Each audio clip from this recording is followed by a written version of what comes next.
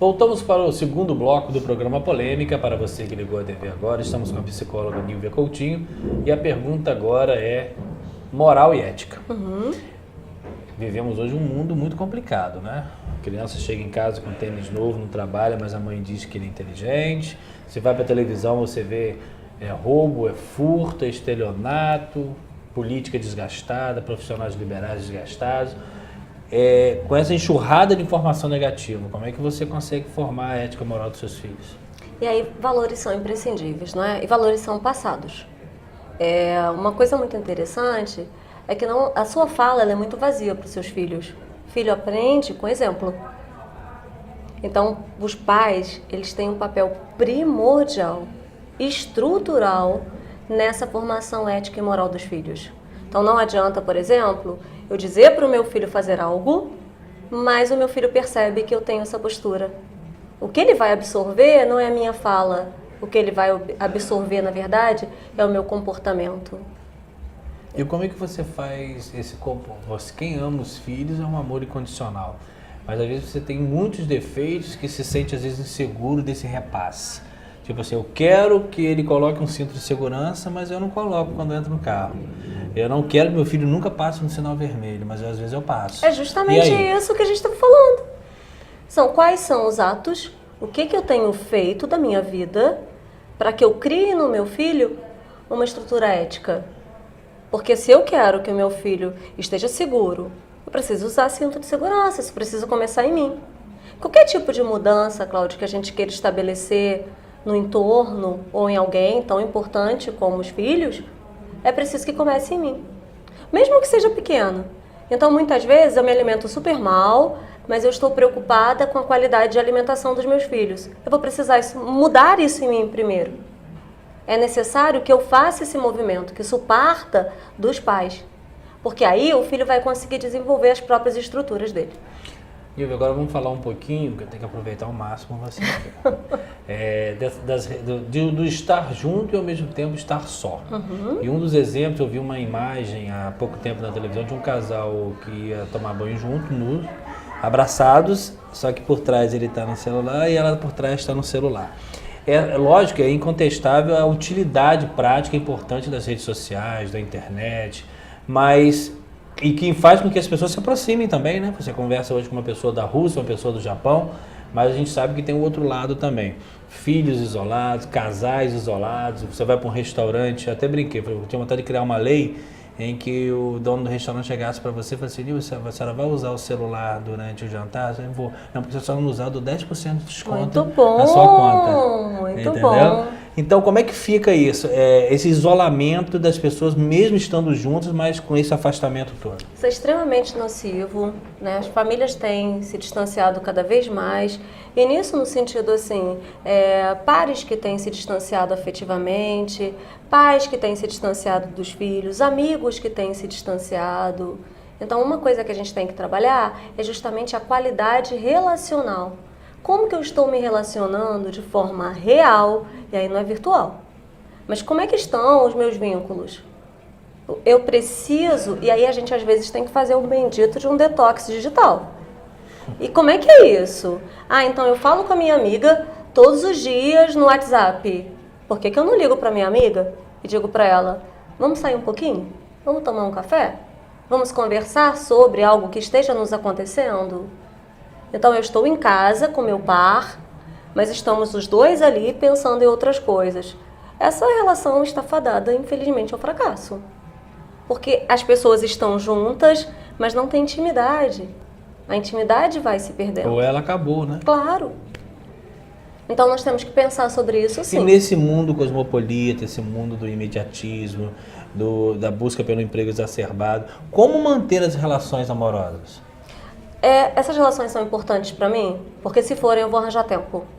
Né? Na verdade, eu não mantenho na minha vida aquilo que não me interessa. Você acha que muitos buscam até um serviço exacerbado justamente para uma fuga? Claro, porque se a minha relação em casa ela não está boa, eu vou trabalhar cada vez mais. Então eu vou sair de casa cada dia mais cedo e chegar cada dia mais tarde, porque quando eu chego a casa tem algo ali que não está bom para mim. E aí eu preciso parar e pensar, o que não está legal? Será que não é algo que eu possa trabalhar? Como eu disse há pouco, a mudança começa em mim. Ou às vezes, Cláudia, a relação também acabou. E se acabou, aí eu preciso ser honesto comigo e com o outro. Porque a gente tem uma vida muito curta para levar uma vida medíocre. Então, se tem algo ruim aí, vamos pensar nisso. E vamos pensar em possibilidades de recomeçar a vida. Enquanto estivermos vivos, nós podemos reconstruir a nossa vida a qualquer momento. Milhares de vezes. Não tem idade, não tem condição social, não tem nem o momento certo. Existe sim disciplina, foco, disposição, boa vontade, fé. Esses são elementos primordiais da nossa existência. E aí eu preciso me conhecer. A gente volta no assunto do bloco anterior. Porque eu preciso pensar, eu estou vivendo como eu gostaria de estar vivendo? E aí, se eu paro e penso, não. Eu tenho que pensar, por que é que eu não estou vivendo da forma que eu gostaria de estar vivendo? Como é que está a qualidade da minha vida? Eu tenho que pensar isso todos os dias. Porque todos os dias, enquanto eu estiver vivo, eu tenho oportunidade de recomeçar. E tem que ter fome de viver, né? Claro! Isso é primordial. Você imagina se nós estivéssemos fadados para sempre a viver a mesma existência? Então você imagina se nós fôssemos viver essa vida hoje, amanhã aí eu morro, vou repetir essa mesma vida. Eu falo muito isso com meus pacientes. Aí eu morro, eu vou repetir essa mesma vida. Aí eu paro e pergunto, você está vivendo a vida que você gostaria de viver? Ou tem vida dentro de você que está deixando de ser vivida? Porque o que é viver? Né? É aquela diferença que eu falei há pouco. Ou eu posso somente reagir... Viver e sobreviver. Né? Ou eu posso viver mesmo. E aí viver mesmo. Se tem uma dor, eu vou sentir a dor. E o que eu vou aprender com essa dor? Como é que eu posso usar isso a meu favor? E se tem uma alegria... eu vou aproveitar essa alegria, mas muitas vezes sabe o que acontece? Eu estou aqui com você agora, mas eu estou pensando lá no meu consultório. Aí eu chego lá no meu consultório, eu não vivo aquilo, eu estou pensando no que eu vou fazer à noite. E aí quando chega a noite, eu estou pensando que eu tenho que dormir. E aí quando eu chego a casa, eu penso no meu compromisso de amanhã de manhã. Ou seja, eu não vivi nada. O passado já foi, você tem que viver o momento. Eu estou desperdiçando, na verdade, a única oportunidade que eu tenho, porque a única coisa que eu consigo mudar de fato é o presente. Claro. Né? E como é que eu construo o meu futuro? Eu construo o meu futuro quando eu faço escolhas que sejam boas para mim, que sejam interessantes para mim no presente. É assim que eu construo o meu futuro. Eu não consigo mudar a minha história, eu não domino o meu destino. Ponto. Isso eu não faço. Eu não sei o que vai me acontecer. Mas eu posso construir o meu futuro, sim. Quando eu faço escolhas que sejam próximas de quem eu sou. Mas como é que eu vou fazer escolhas que sejam próximas de quem eu sou se eu não sei quem eu sou? Qualquer coisa pode me servir. Perfeito. Nilvia, isso eu já observei há muitos anos, até por questão profissional também. É muito difícil a gente ver a mulher, pelo menos você deve ter mais informações do que eu, mas eu vejo muito pouco a mulher matando o homem. Mas o homem mata muito a mulher, né? Essa sensação do objeto, a sensação da perda. Eu lembro que uma vez eu fui no hospital Heitor Carrilho, no Rio. Eu ainda era estagiário com um saudoso advogado que até já faleceu, e entrevistando um cara preso, e ele já tinha várias mortes nas costas e tal, e uma das perguntas do advogado é o que ele mais sentia de sofrimento, né? E ele foi muito claro, não poder fazer de novo, né? Por que ainda existe essa sensação de poder, essa sensação de posse, que chega até um machismo exacerbado, até uma coisa completamente descondicionada, e na mulher com o homem nem sempre isso é verdade? Então, nós temos pessoas que são passionais, lógico, isso independe tanto de gênero, homem tanto homem como mulheres. Mas não é uma imagem que a gente vê... E aí a gente tem que pensar, inclusive, na qualidade das nossas relações. Então, se o meu par, né, seja ele homem ou mulher, controla minhas ligações, vigia o que eu faço, liga toda hora para saber onde é que você está, o que você está fazendo. Não tem aí uma palavrinha-chave, confiança. Se perdeu a confiança, já era. E como é que eu faço isso? Quem coloca limite sempre sou eu. Então, se tem algo numa relação que está te descaracterizando, se você já não está sendo mais você, Aí tem que acender a bendita da luzinha vermelha e prestar atenção no que está acontecendo. Porque muitas vezes as pessoas ficam muito amalgamadas na vida do outro. Então, se alguém não tem uma boa vivência com si mesmo, não tem um autoconhecimento, é inseguro, ele vai exigir tanto do par que o par não vai dar conta. Ele pode ser uma pessoa maravilhosa que vai fazer tudo para que aquela relação dê certo e não vai dar. Porque mesmo que eu me esforce 100%, eu nunca vou dar conta da fantasia alheia. E aí, coisas que têm que ser pensadas. Por que essa pessoa age dessa forma? Porque, na verdade, está partindo dela. Essa é a significação que ela está dando, não é a sua. Então, esse é um ponto. Agora, com relação ao que você falou sobre esse lugar da mulher, infelizmente, isso é uma herança da cultura do patriarcado. Né? Desse lugar que o homem pode tudo e que a mulher não pode nada.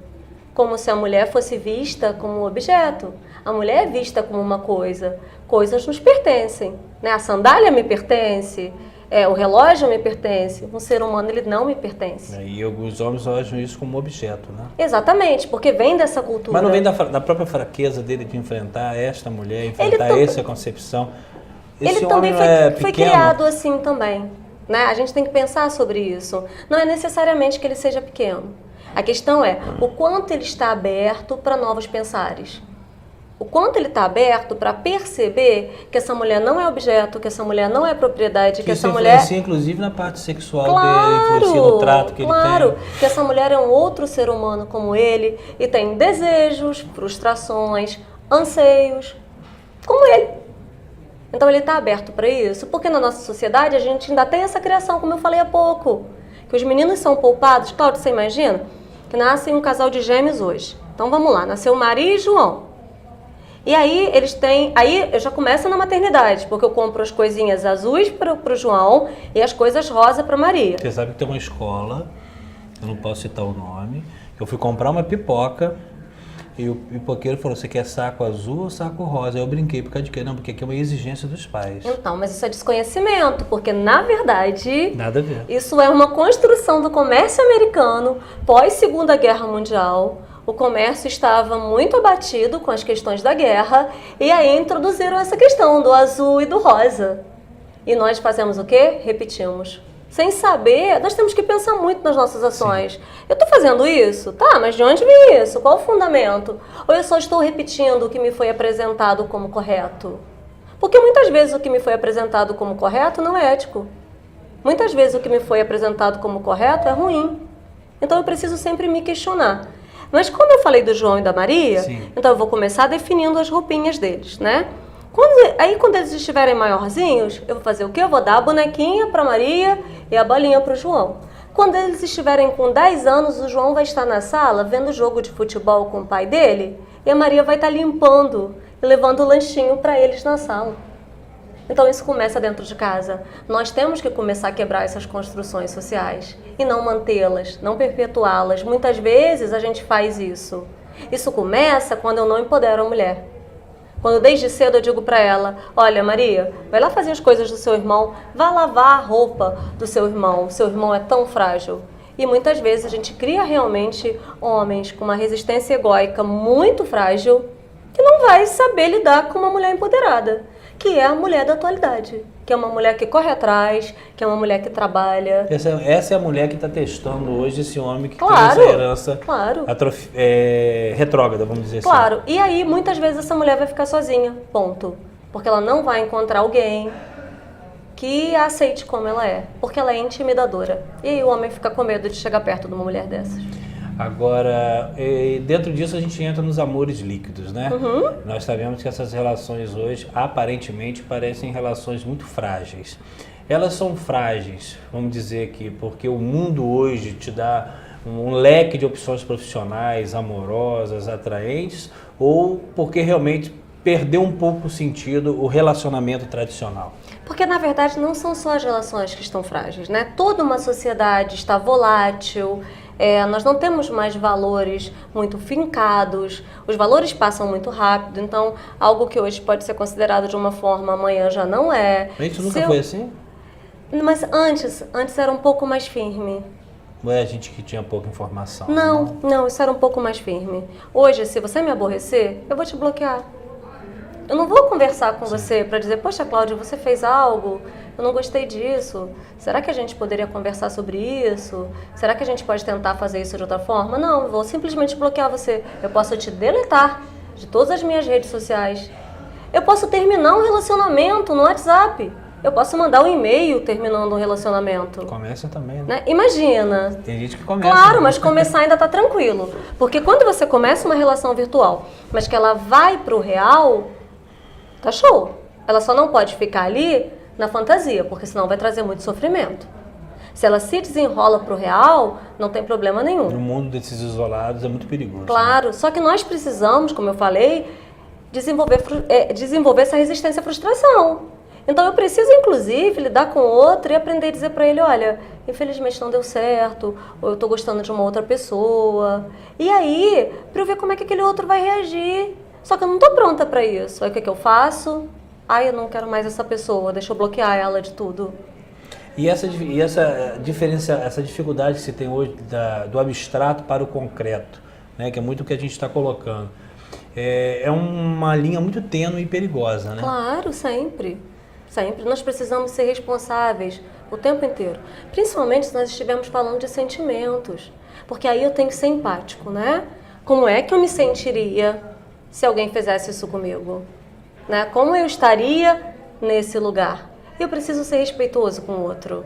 Então eu preciso não fazer ao outro aquilo que eu não gostaria que fizessem comigo. Perfeito. Nilvia, vamos tocar agora no outro assunto que eu acho também de extrema relevância. A homossexualidade, né? Como é que ela tem sido tratada hoje, na sua opinião, pela sociedade? Todo mundo fala assim, mas hoje está tudo liberado. Na verdade, eu acho que hoje as coisas estão sendo mais presenciadas. A homossexualidade, na sua opinião, ela hoje está conseguindo, a pessoa que tem a opção pela homossexualidade, se é que isso é uma opção, você vai falar com a gente, dentro de um cenário social, está mais respeitoso, está mais aberto, ou isso ainda é visto como uma coisa asocial? Infelizmente, ainda é visto como asocial. Então, por isso que às vezes as pessoas não entendem, porque falam, mas tem muitos grupos que precisam trabalhar isso. Infelizmente, Cláudia, eu trabalho com isso, o número de mortes é terrível. Há pouco tempo atrás, acho que coisa de uns 4 meses, a gente teve o caso da travesti Dandara, que foi exposto, que ela foi morta lá, estava num carrinho de mão. Mas o número de pessoas mortas no Brasil é horrível. Então, assim, isso é muito grave, a gente não tem acesso. Não. Então, muitas vezes a gente fala, ativistas que conhecem a realidade deles. Então, assim, você imagina, nós somos pessoas simples. E assim, as pessoas não sabem discernir muito bem diferença entre sexo, sexualidade, orientação sexual, identidade de gênero, são todos conceitos diferenciados. Então, não importa o sexo biológico que eu tenho, eu posso simplesmente me sentir de uma forma diferenciada. E mais, eu posso direcionar o meu afeto para uma pessoa de um sexo diferente do meu biologicamente ou para alguém que tenha o mesmo sexo biológico que eu. Não tem regra quando se trata de humanos. Isso não é escolha, não. Eu simplesmente gosto. Porque olha só, quando você vai à rua, quando você conheceu sua esposa, né? Você olhou para sua esposa e você viu que ela era uma pessoa diferente. Algo fez com que ela brilhasse o seu olhar. Né? Claro, vem uma coisa e você diz, nossa, é essa. Isso acontece com qualquer um de nós. Isso não respeita gênero. Porque amor não tem regra. Amor não nos respeita. Quem cria essas convenções todas somos nós. Então a gente diz... Até umas por autodefesa. Claro, né? E a gente diz, não pode isso, não pode isso, não pode aquilo. Não está escrito, né? Mas aí, eu posso olhar para alguém e me encantar. E daí? Aí não tem idade, não tem gênero, não tem condição social, inclusive. Não respeita. O amor, ele não nos respeita. Então não dá pra gente colocar essas questões e dizer, vai escolher, não vai escolher. Não, amor só acontece. Tá vendo, Nil? E é entre humanos. E olha só, vai ter um monte de gente se apaixonando hoje, virando amor aí. Nós vamos ao intervalo e já voltamos.